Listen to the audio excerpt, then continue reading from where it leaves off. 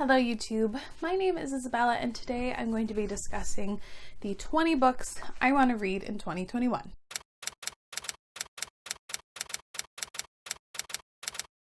I have done this video over the course of my time on BookTube. I think every time there's been a new year and I'm on BookTube, I've done it to varying levels of success. I've smashed it out of the park, did it all the way. I've utterly failed and read maybe 30%. And this year, for my 2020 list, I'm currently 2 books out from finishing the list, but I'm 99% sure I will finish it by the end of the year. So I'm going to count that as a big ass success. In the past, I've made these books that I'm interested in, but anticipated. But I'm intimidated by, whether or not they're literary books out of my normal comfort zone, and I never put this stuff on there that I know I'm going to read because I feel like I have to push myself and read outside of SFF. This year, I'm not doing that. 10 of these books are adult SFF that I'm just dying to read, and this is my permission to myself to read them whenever the hell I want. 5 of them are young adults, mostly fantasy, but I think there's one SFF or science fiction one on there. And then I put 5 literary books that I'm intimidated by. I just want to take as much of the stress out of reading as I possibly can, especially with the way the year has been, and especially these last few months have been so exhausting to me. I'm filming this in early December, and just with my job and the people I have to deal with, it has been honestly the worst. So I just want to have fun. I'm going to start off with Jade War by Fonda Lee. I'm disappointed I didn't manage to get to it by the end of this year. It was on my November kind of radar, and then I was like, no, you're gonna have to super rush for November, push it to December. And then I realized how long it's going to take for the final book, Jade Legacy, to come out, if it's coming out in 2021.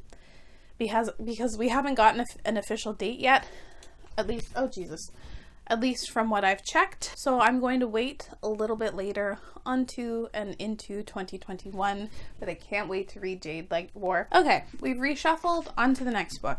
Another one I'm absolutely dying to read and will have read definitely in the first half of the year is Realm of Ash by Tasha Suri.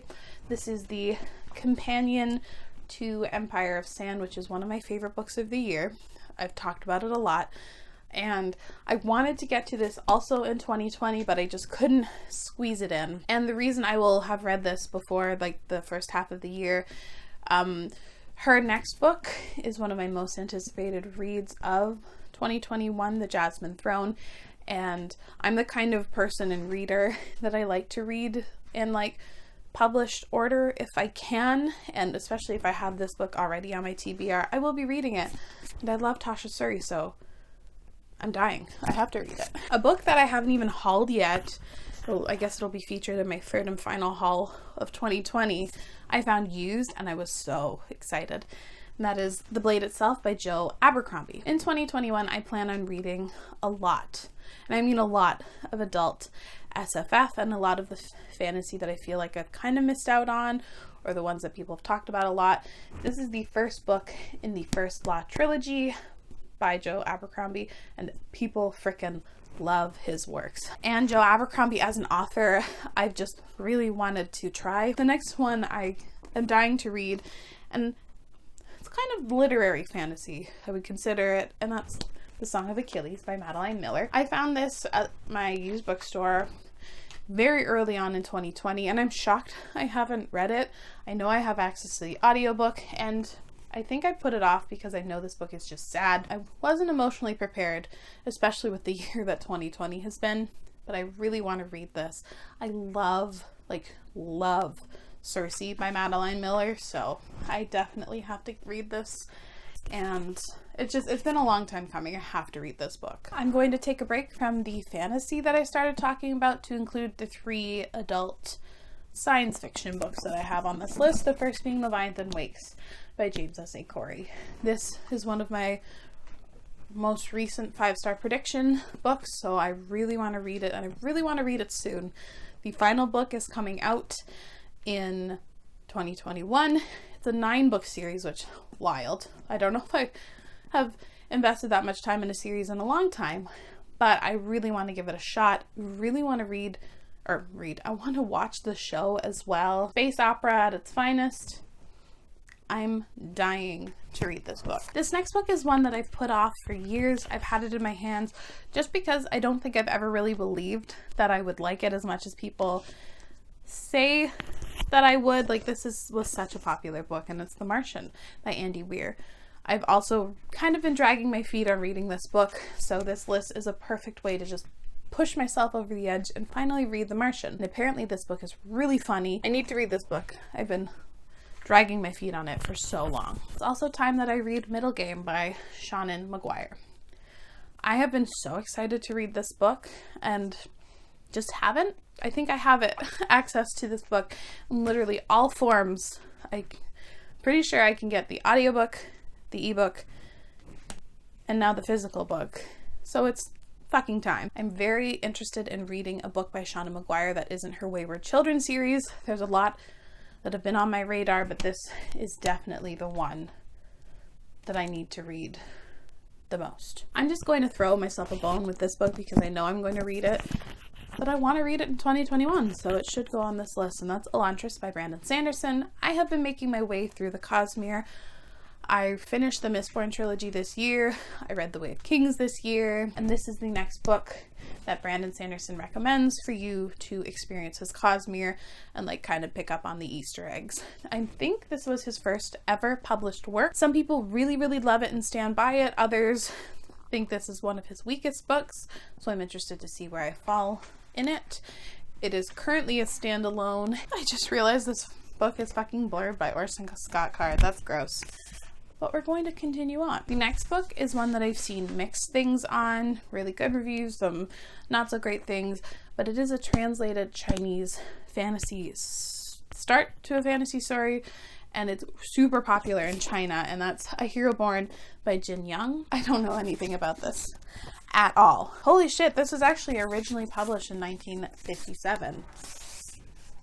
Interesting. I don't know if that means I'll like it more or less, but I had no idea the book was that old. Cool. My final adult fantasy book that I need to read in 2021 is The Queen of Blood by Sarah Beth Durst. I think this is got some crossover appeal from YA to adult, but it is adult. And all I really know about the series as a whole, they're like spirits in the forest and they hate humanity and they're like super vicious and they try and kill everyone. So that seems really, really cool. I know I have access to the audiobook, so I wanted to give another audio read on this list. Yeah, it sounds interesting. The blurb was cool. I'm intrigued. I think we're going to continue on the fantasy train and keep going with the young adult, and then we'll end with the books that I'm We will end with the books that I'm intimidated by. I swear every time I've gone to say intimidated today in this video, I have said anticipated. What's wrong with me? Or we're going to start off with a sapphic Snow White retelling, and that's Girls Made of Snow and Glass by Melissa Bashardust. Fun fact, I think this was on my list of I have to read it in 2018 or 2019, and I didn't read it. But this year I'm determined. For one, I know for sure there is something sapphic related in this story. I've wanted to read Melissa Bashardust's work for years. She has another book that came out in 2020 that also looks really good. I'm not huge on young adult fantasy anymore, but I'm really excited still to read this book. This next book is one I think I need a little bit of a push to read, so it's good to have it on this list, and that's A Crown of Wishes by Roshni Chokshi. I have read 4 or 5 Roshni's books, and enjoyed them to varying degrees. This is the companion sequel to A Star-Touched Queen, which I liked but didn't love, and it's one that I've had on my TBR for years, so I just need the extra push to read it. My only sci-fi, can this even be considered sci-fi? Alternate history pick is Wolf by Ryan Graudin.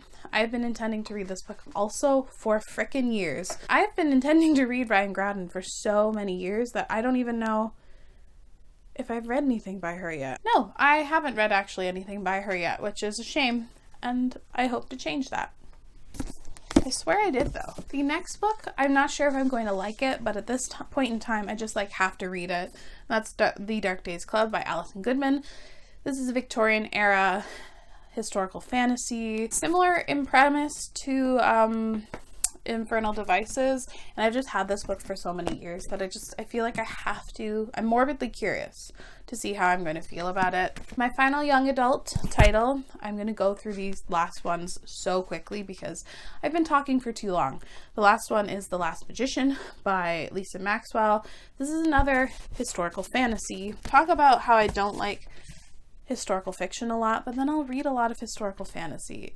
It doesn't make sense to myself either. Okay, on to literary / books I'm intimidated by. Do Not Say We Have Nothing by Madeline Thien. This is a Chinese-Canadian author, and I bought this book also so long ago, and I think this is full-on historical fiction that takes place right after the Tiananmen Square massacre, and it had a lot of buzz in 2016 when I bought it. I'm actually really interested to read about a time I'm not super familiar with and to read about Canada in 1990. Sounds cool. Another one that I'm mildly I hate my life.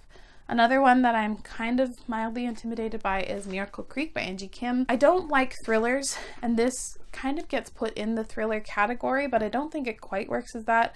I think it's like a courtroom kind of drama, but with like some real world discussions and implications. I think it's incredibly triggering if you have autism or know somebody with autism in your life. Oh, I just read the first sentence. A literary courtroom thriller. Okay. About an immigrant family and a young single mother accused of killing her autistic son. This author gets compared a lot to Celeste Ng's work, and I really love Celeste Ng and her sort of take on a literary mystery / thing, thriller-ish. So I think I will like this. I just need the extra push. I'm also going to include The Mothers by Britt Bennett. I have owned this book for so many years, and I really didn't know what it was about. I just had to buy it at the thrift store because it was a buy 4, get 5, or get the 5th one free scenario, and I'd seen the cover and people talking about it. And then Britt Bennett exploded onto the 2020 scene with her most recent release, which is escaping my mind at the moment. It just seems really good. It's short, but it is literally literary fiction, which is a genre I'm frequently scared of. But Britt Bennett has gotten so many good reviews for her newest book and this one. These reviews are also great. Roxanne Gay loves this book. I am excited, albeit scared, to read this story. We are going to talk about these super quickly. My Dark Vanessa by Kate Elizabeth Russell. This has incredibly dark content, upsetting content, but when I found it at the thrift store, I was really excited because this is a book that is really well reviewed and liked and discussed, although the subject matter just scare me off a little bit. Okay, and we are at the final book, which is good because my stacks are absolutely full. The final book I'm also scared of because it won the Man Booker at Elantra, but that's Girl, Woman, Other by Bernadine Evaristo.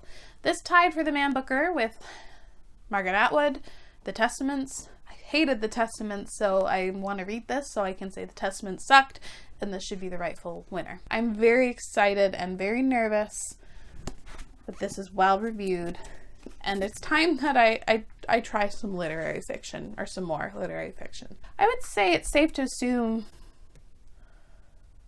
that almost half of these are over 500 pages each, so I might have played myself this go around, but these are books I'm very excited to read, even if I'm scared to read them as well. I fully see myself in 2021 reading way more SFF and specifically adult fiction, and I think this reflects that. I'm so excited for so many of these. Even if I don't get to every single one of them in 2021, it's just nice. This video was just a nice brief reprieve from thinking about 2020 and how terrible 2020 was, and it's nice to look and hope for the future, even though we don't know what the future will bring. Let me know some of the books that you plan on reading in 2021, and as always, thank you so much for watching. I really appreciate it, and I'll see you again very soon. Bye.